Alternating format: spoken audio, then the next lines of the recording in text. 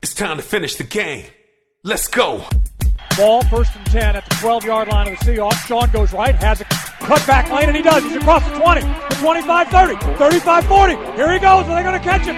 40, 35-30, 25, 10, 5. Touchdown Seahawks. What a run by Sean Alexander. Finish the game. We're going to finish the game. Yeah. Finish the game. We're going to finish the game. Yeah. Finish the What's game. happening, everybody? You hear the music. We are here. This is Finish the Game. I'm Sean Alexander with producer extraordinaire, DC's finest, Claude Jennings. How you doing? Yes, sir. Well, thank you for the introduction. And like you said, you're there. I'm here. You're in the Finish the Game studios. And with all the technology, I'm in Arlington, Virginia, just outside of Washington, D.C. I can see Georgetown from here. And we're connected, ready to finish this game. And it's funny, Sean, because I was thinking about you and the show, man, the other day, because I was on Facebook and I saw a quote by Joyce Meyer saying, it doesn't matter where you start in life. All that matters is that you finish strong. And that's what this show is about. MVP lessons from the NFL MVP on how we can finish strong and how we can live an MVP life in every area that we are in. Oh, I love that. And that's what we're about, man. Speaking of finishing strong, did you see my boys, the boys down from T-Town? Did you see what happened when the whole world was watching and them boys from California showed up?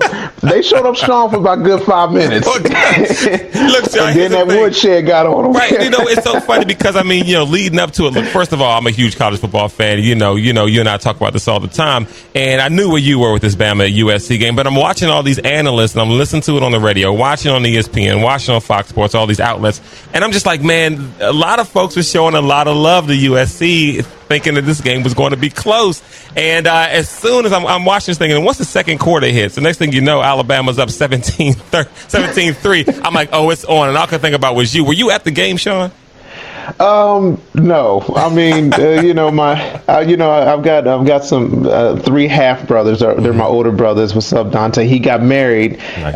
The wedding was in Cincinnati, and here I am Saturday morning sitting at the DC airport, and a Bama fan, a Bama alum walks up to me. Oh, this is great. We're going to be on the same flight. I look up, one gate flying to Cincinnati, the next gate flying to Dallas.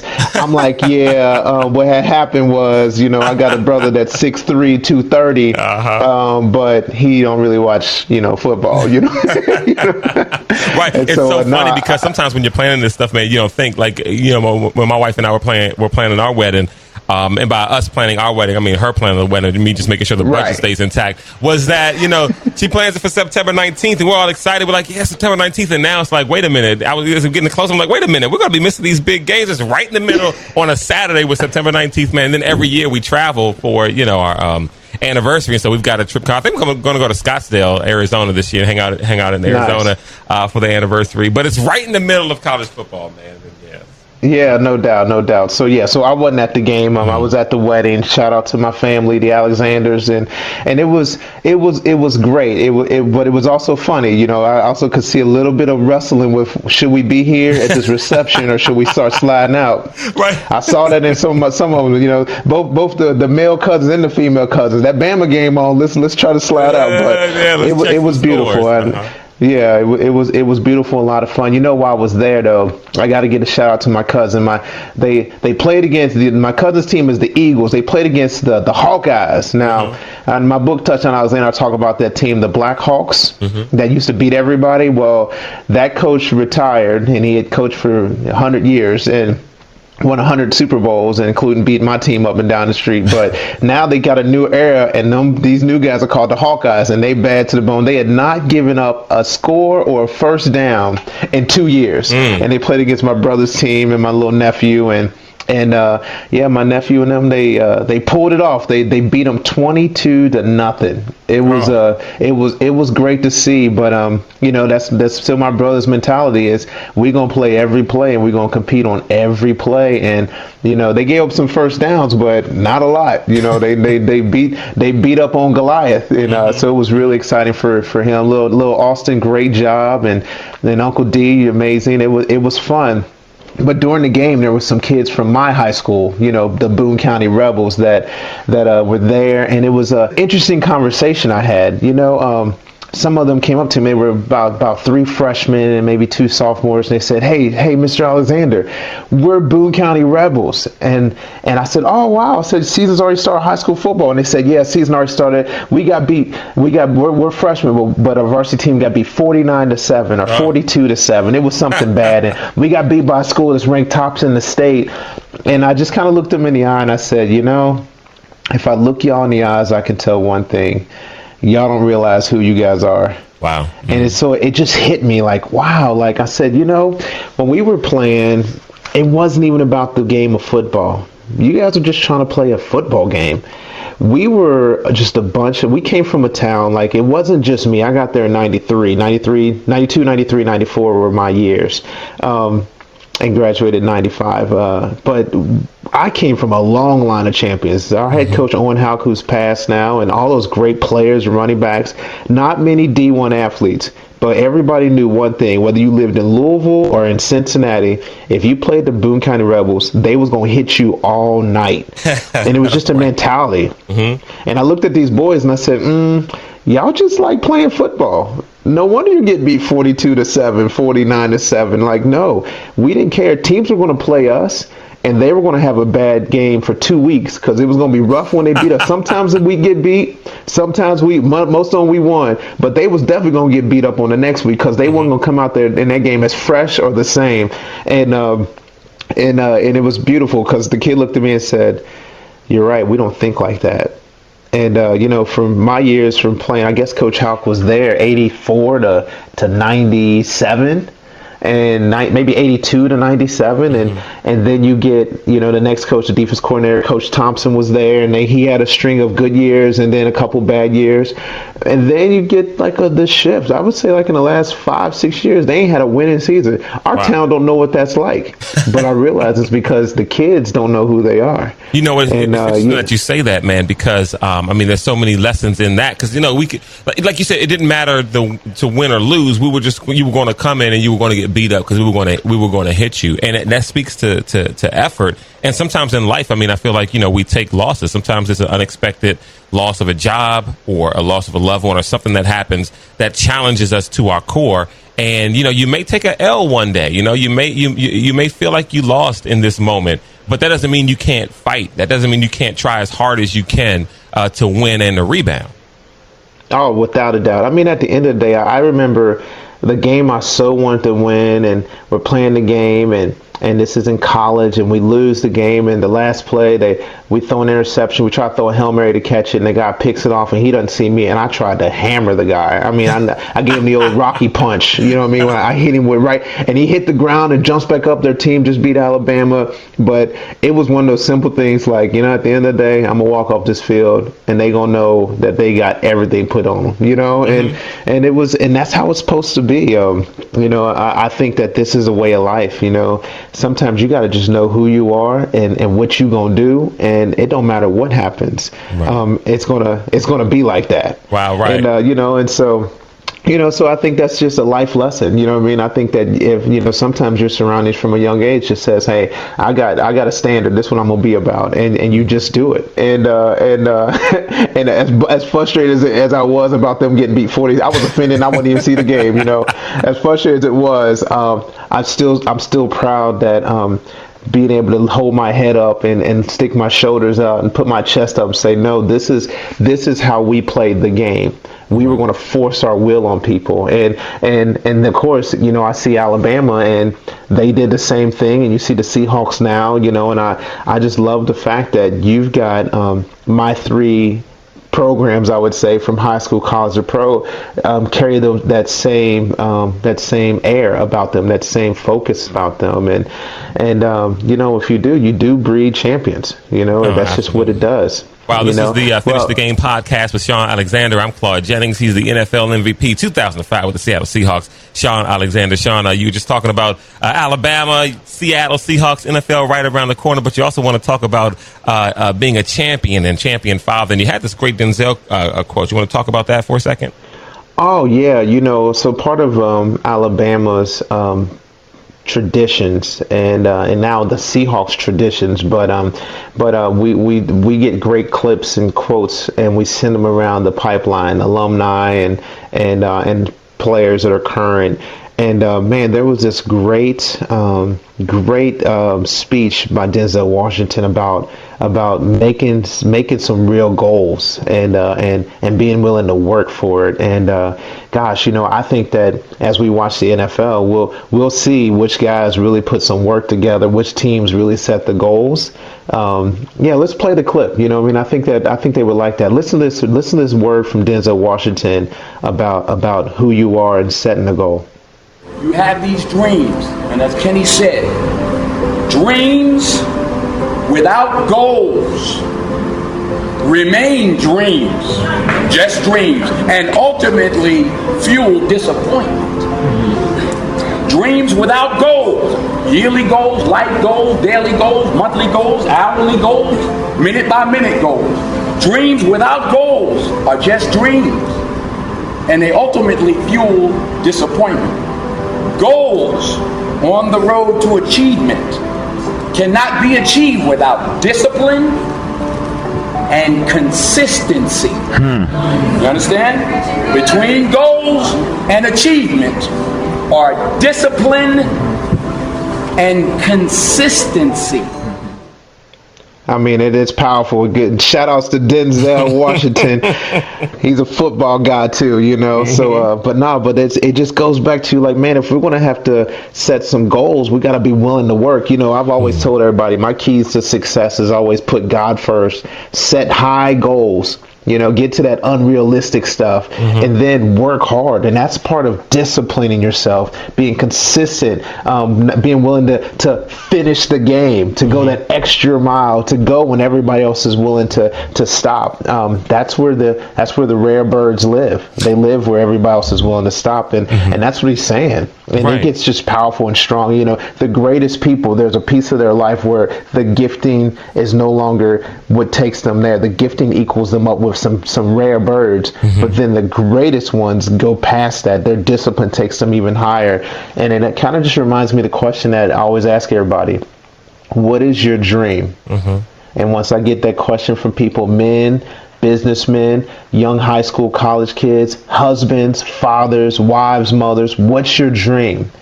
And then I always ask the next question: does your goals match the dream?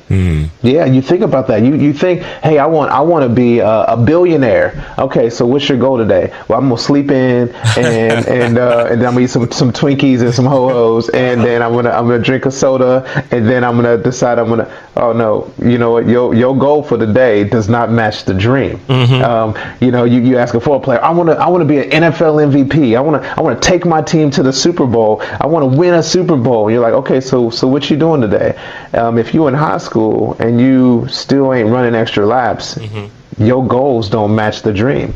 If you're in college and you're not willing to go an extra mile, your goals don't match the dream. If you're in the pros and you're just happy that you made it, your goals don't match the dream. Wow. And I go straight across even with fatherhood. It's like, hey, what do you want to be as a father? What do you want to be as a husband? If you're like, man, I want my wife to just be so thankful that she's got a husband like me, and when she's having a rough day, you want to flare up because she's having an attitude, your goal as a husband does not match the dream, And I look at my kids, and I love people that are close to me because we wrestle with real life stuff. There's 8 of them, And so, here's the thing with 8 kids, if 6 of them are doing amazing and 2 of them are wrong, them 2 mess up the whole day, And so here's the truth. Well, what kind of parent do I want to be? What is the goals? Do I wake up every day thinking I'm going to take my kids to see my relationship with Jesus? Do I want to take my kids to actually knowing like this is the best way you could live? And then is my next goal to let them know that they are loved unconditional. And that at the end of the day, they're going to have a person that's willing to die for them. And I might be the only male ever willing to die for them. Wow. It's like the goal? It's like, taking control of what you do to try to reach those goals. It's like I try to keep it in perspective that when it comes to my life, and I think everyone can adopt this, when it comes to your life, there's going to be a story. You can either let the story be written or you can write the story. And what you're Very talking good. about is writing the story. Like, here's what I want to be. Here's what I'm going to do to try to get there. That's right. I mean, it's kind of you got to understand, like, and I wrote this down before, and when I was younger, I'd put it in my locker room. I'd say the media makes a star, but what you do on the field is what makes a legend. You know what I mean? It's the media, people talking about it, that makes you a hero, you know? But it's what you do on the field that makes you a champion. And so for me, I'm like, no, I've got to go put the work in to be a champion. I got to go put the work in to become a legend. You know what I mean? A hero is great stories, and they talk about the great stories. The legend leaves a path that other people can follow. Wow. That's why I had to be a champion. I had to be a legend.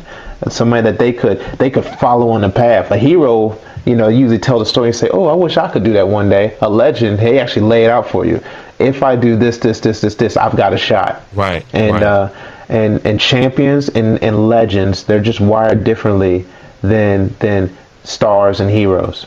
It's just another level. You got to bust tail to get to. Yeah, no, absolutely. And we can all get there. Now, when you talk about fathering, Sean, you always bring up the point of, showing the direction that your house is going to go and setting the standard and pointing the way. Talk a little bit about that, because you mentioned it a lot here, and I know you wanted to talk about some aspects of fatherhood today on the podcast. Yeah, I do. You know what? I've always set the goal of being a dad that can point people into the right direction, and it's one of those things. Especially my children, but it's one of those things where, like, do you really have an answer for everything? Well, I mean, I'm not talking about being right or wrong. Like, you know, what's the 17th star in the sky on the right? I don't know that answer.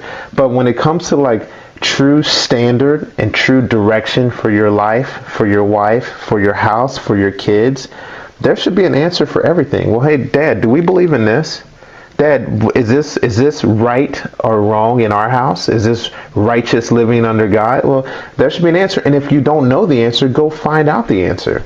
I think that fathers, we have to understand that there is a great honor and a great reward and a great high standard for you.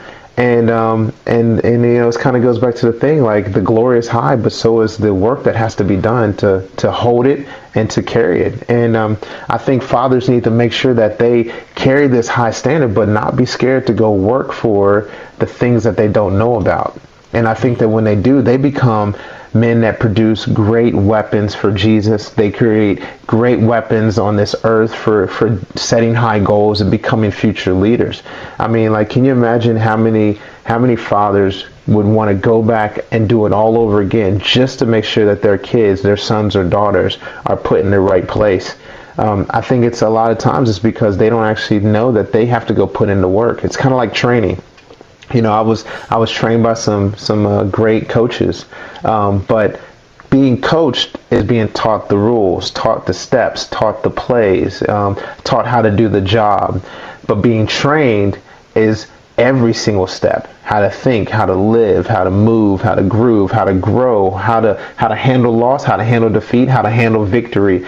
Usually when you're trained, the trainer is sweating just as bad as the athlete. The trainer is sweating as just as bad as the employee. And I think when you're fathering and you're training up your child in the way they should go, you are sweating just as much as the kid. You leave your days exhausted. And you know, for us, we just started homeschooling. Our first day was this Monday. We started on Labor Day. You know, I usually give everybody the day off because of my birthday. You know, but we started on Monday. The kids were ready to go, so we're like, all right, let's start. And we started. And when the day ends, my wife and I realized we're as tired as the kids because we were training them. And so after a while, we'll get into the rhythm of, hey, this is how they do the school. This is how they doing the piano. This is how they're going to do their XYZ extracurricular stuff. And then it will get used to that pace. But at the very beginning, we're sweating as the parents. We ain't got to open no books, but gosh, we want to train them, you know, and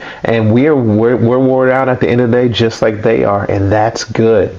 Right, that's true fathering. That's true parenting. Wow, no, that's such a huge deal. You're listening to the Finish the Game podcast. I'm Claude Jennings here with the 2005 NFL MVP, Sean Alexander, helping everyone become MVPs in life because it is possible, setting those goals, setting them high, and why not dream big? Sean, there was one quote that you said in the last podcast, man, that really stuck with me and a lot of people because I shared it on social media, and it was it had to do with greatness and with achieving greatness. And it says, and you said, why not accept the challenge of being great? Why run from it? Why not just accept it? You know, if you're called to do something special, you know, I'm really excited because, you know, my closer friends, all our kids are junior high, and you know, and one of my oldest, I call them nephews, one of my oldest nephews is about to start freshman football, and we just can't believe it. Remember, he was a baby holding him in our Seattle house, you know. Mm-hmm. But he's like, yeah, you know, hey, he sent me a text saying, "Unc, pray for me today. I'm about to go," you know, and it was really weird. My goal was not for him to just throw 100 touchdowns. My goal is, and my prayer for him is not to just be that dominant player. My prayer was for him simply to be who he was already designed to be. Mm-hmm. You know, mm-hmm. Like, hey, it's already in you to go be great. All you got to do is take the steps. Wow. You know, I've seen him run, I've seen him work, I've seen him do the drills, and I've seen him get better. So now it's the simple thing: let loose who you are. Wow. And when you do that, you know, greatness happens. I think most people that are trying to do great or trying to be great, it almost becomes impossible. But if you've already got it in you, and many of you do in some kind of area in your life, all you got to do is train and then just take the step. God's already made it. He's already made you with it. So just take the step and do it in a way that you know that you've been wired to do it, and trust that. Wow, so powerful. This is the Finish the Game podcast with Sean Alexander. I'm Claude Jennings, and with Sean. And Sean, in the time we have remaining left, man, you want to talk a little bit of college football? Take a look at that top 10. You know, yeah, man, I do. You know, I was kind of a little frustrated. You know, I look at the top 10 and gosh, I just feel like, my SEC guys did not hold it down. You know what I mean? No, not at all, man. I mean, I'm looking back at week 1, and, you know, first of all, I mean, I know Tennessee won, and they beat Appalachian State, but to beat them in overtime by 7 points, I mean, when you're coming in and you're Tennessee and you've got these high expectations, and you're the number 9 team in the country at that point, and you lose to Appalachian, and you beat Appalachian State by just 7 points in overtime. I'm like, oh, what's going on here? And then you look at the LSU loss to Wisconsin, and now here's all the doubters, because you know a lot of people are just waiting for a reason to start hating on the SEC because they say that's the nation's sweetheart, and now it's like, well, the SEC is not as strong as they thought, but Alabama put on the show. Right. I mean, well, you know, like you know what happens when all the kids acting up. You go see the daddy. You know what I'm saying? So like, don't get this thing twisted. I was disappointed about the SEC, but you know, this is about winning the national championship. You know, and so you know, so daddy's still at the top of the board. Yeah. But yeah, I was really bummed. But you know, for the teams to get beat, I was happy that Clemson beat Auburn. You know, that I don't know why. I mean, like, I normally don't cheer for anybody that's playing against the SEC. I'm an SEC guy. But it's that Alabama-Auburn thing creeping out of you. Yeah, but for that one, I felt it felt okay. You know, I mean, it didn't feel great, but it felt okay. You know, and, right. But when I'm watching this, man, I see Alabama, and then you got either Clemson or Florida State, then you got either Ohio State or Michigan, and then you got Houston and Stanford. Gosh, and then you throw my boys UW up there. You know, I'm so proud of them. You know, I remember them from where they were. I don't know, if I look at it, just watching Florida State, how they came back at the end, kind of scary. But I don't know, Florida State, Clemson, that's going to be a showdown. One of them's going to be in. You got Bama, and then you got either Ohio State or Michigan. I don't know who I would pick. It's Ohio State, Michigan, or Stanford. You know, really, it's going to be one. I think that they're going to let Houston be in because Houston should just blow everybody else out. If Stanford versus UW. Yeah, if Houston wins out, they still have Louisville on the schedule. But if Louisville's, you know, got a couple of wins under their belt by the time they get there, that might solidify Houston with that win over Oklahoma. Yeah, especially since they beat Florida State last year. So yeah. I'm here. I'm kind of feeling that it's going to be an Alabama. Houston, and then that's 1 and 4, and then the 2 and 3 is either going to be, you got Stanford, UW, Michigan, Ohio State. Clemson, and Florida State. So you got 3 powerhouse schools that are going to fight for 2 spots. I don't know what's going to happen.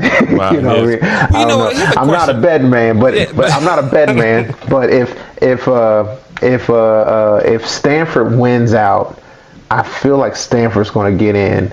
And so I feel like independent of what Michigan or FSU, Clemson, Ohio State does. Yeah, I feel like Stanford's going to get in. I do. I don't know why, because I don't know. I just feel that, and so I feel like they're going to give McCaffrey, who barely didn't win the Heisman. I feel like that Heisman push is going to come again, and I feel like he's going to get them in. But I don't know. Only ones that I feel like is going to have more fan pull over Stanford is Michigan, right. and that's because Harbaugh's there. Or if Ohio State's unbeaten, Ohio State's got a big fan base and big pull there as well. They do. So it's going to be a Michigan-Ohio State. So, yeah. So, I mean, would that be odd if Clemson ends up running the table and Stanford runs the table and Ohio State runs the table? Who is the other team? I guess you could just push back Houston out. You know what I mean? I think Houston, if they need to win out, but they probably need one of these top teams to lose as well. They need Michigan and Ohio State to have at least one loss, and also I guess Stanford, Florida State, and Clemson. These guys got to have one loss with Houston winning out in order, I think, for them to get in that 14 playoff. Yeah, I don't know, man. I don't know. All I know is at the end of the day, I'm so proud of Bama because this is a totally different team. You know what I mean? Like, right. I know everybody looks at the scoreboard and they see Bama wins again. And what's this, number 18, number 19, number 20? Well, we won a bunch of them. But this team is just different because you got, an 18, 19, 20-year-old. You got 2 quarterbacks. They both freshmen. One redshirted, one not. They're babies, You got 2 tailbacks. They both freshmen, sophomores. You know what I mean? Like, they're young. So you got the 2 main offensive people that touch the ball the most at Bama, the quarterback and the running back. They're young. They never, between them 4 kids, no starts before the game, and you watch them and you watch them play. I think Bama's still king. I'm gonna read my poem. You know what? Next, before one of our big games, maybe the LSU game, I'll read my Bama poem to the world. I usually read it for the alumni. When I go on my alumni tours about Sean Alexander's idea of Bama football, but I'll read it on the show and we'll do it up, man. But I think that Bama's got a legitimate shot to go do it again. The defense is so fast and so amazing. It's going to be fun. It's going to be fun to watch, and then also with that, like I told you before, pretty much this week ain't no one playing nobody. So so everybody that's supposed to win should win, and you're gonna go. So, but it leaves perfectly in for NFL, and gosh, we got some great games. I mean, you got Denver and Carolina, the rematch of the Super Bowl, and then you got to me, I'm always going to check on my Bengals. They're going to New York to play the Jets. Of course, my boys, the Seahawks, they play the Dolphins at home. But I'm going to be pumped to see New York versus Dallas, your boys. Yeah, I'm looking forward to that Dak Prescott taking over the reins from Tony Romo while he's hurt, maybe even for good, and then Ezekiel Elliott, although Coach Williams didn't seem to be so high on Ezekiel Elliott last week on the podcast, but we'll see, man. We'll see. We'll see. Yeah, we'll see. And then also New England and Arizona. So those are kind of like both New England and Arizona. If they win all their games and they dominate and they both get the Super Bowl, everybody's going to be like, yeah, we're not surprised. It's New England, Arizona. But then you still want to see like who put in the work and who's really got those goals to get there, or are they on the fumes of one of their past teams? I think it's going to be sweet. And then you go to Monday Night Football. You got the darn Pittsburgh Steelers, versus the Washington Redskins. You know what I mean? So this is in the backyard. We gonna see that. So football is live. I'm really pumped to watch my buddy Kirk Cousins go to work and see what's going to happen. It's going to be fun. Football is back. Hopefully, as all of you men and women and college kids and high school kids, as you're watching these games, that you don't only forget that it's a good football time, but at the end of the day, it's bigger than that. It's about life. And so superstars are made on TV, but champions are made on the field. Heroes are created by the stories that are told, but legends are created by the past that you still see. As I say big ups to the Redskins and to the Seahawks and to Alabama, I say this to you all: finish the game.